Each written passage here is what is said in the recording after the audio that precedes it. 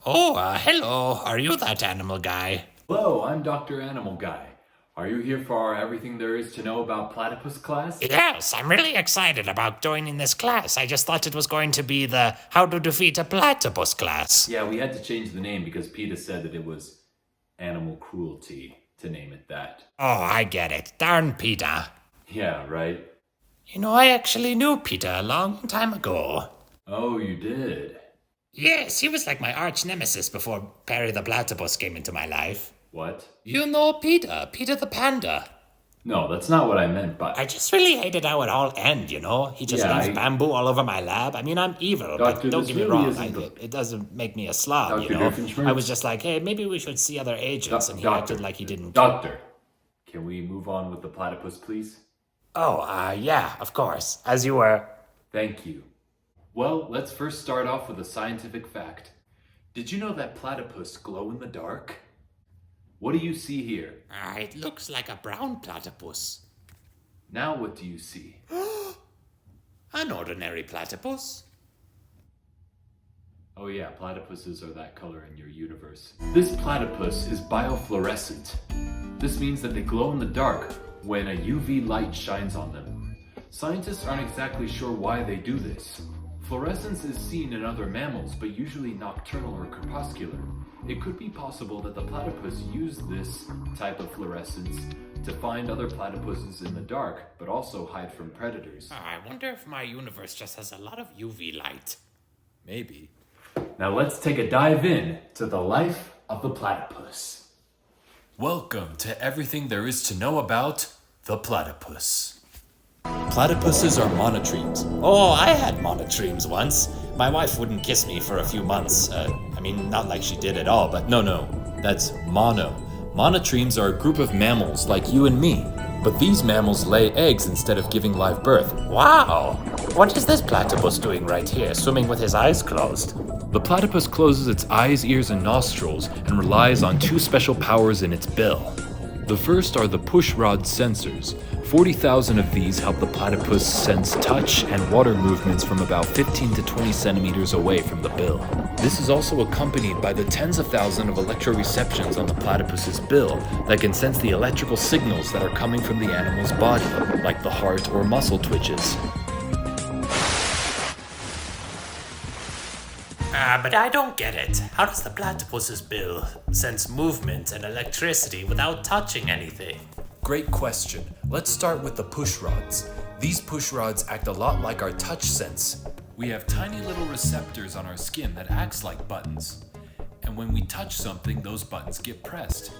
This describes to us if what we're feeling is hot, cold, smooth, or rough. This is what the platypus's pushrod looks like up close.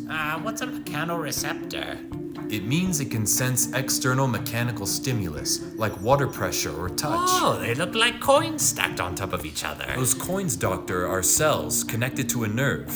And when food like this shrimp passes by, they cause the cells to shake and send a message to the platypus that something's nearby. The platypus's pushrods are so sensitive that just the tiniest water current can cause the buttons to be activated. Wait, what were you saying about platypuses having electricity in their bills? They sense electricity. All living things, including you and me, are powered by electricity. It's how our heart beats, and the platypus exploits that for its prey. Wait, Perry the Platypus? The platypus can sense my heart beating?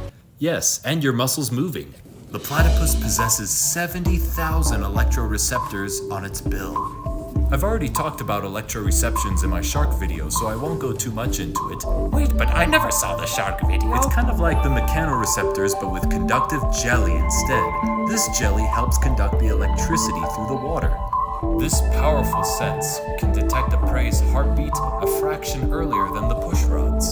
The pushrods and the electroreceptors are layered in a striped form. They kind of look like the inside of a cake. Oh, I could go for some cake right now. And I guess speaking of cake, what do platypus like to eat? Typically worms and crayfish, but did you know that platypus don't have teeth or a stomach? What? But how do they make that? Or how do they eat? When they catch food at the riverbed, they also collect some sand and gravel, and they chew that around in their mouths. and then swallow it all. And it goes into the intestines. That doesn't sound very comfortable. But what else is special about the platypus? Platypuses sweat milk. Ah, gross. Why would Perry the platypus do that? Only the mother sweats milk, and that's to feed her babies. Weird. Oh, and one more thing. Is it platypi or platypuses? I can never tell what it is. The technical term is platypuses. Okay, but say I have an annoying platypus that keeps pestering me. What are the platypus's weaknesses? Well, platypus were hunted in 1912, but that stopped when the platypus was named a protected species. However, they are still threatened by fishing lines and by pollution. Aha! You see, I tricked you. I only wanted to know the platypus's secrets to defeat my arch nemesis, Perry the Platypus.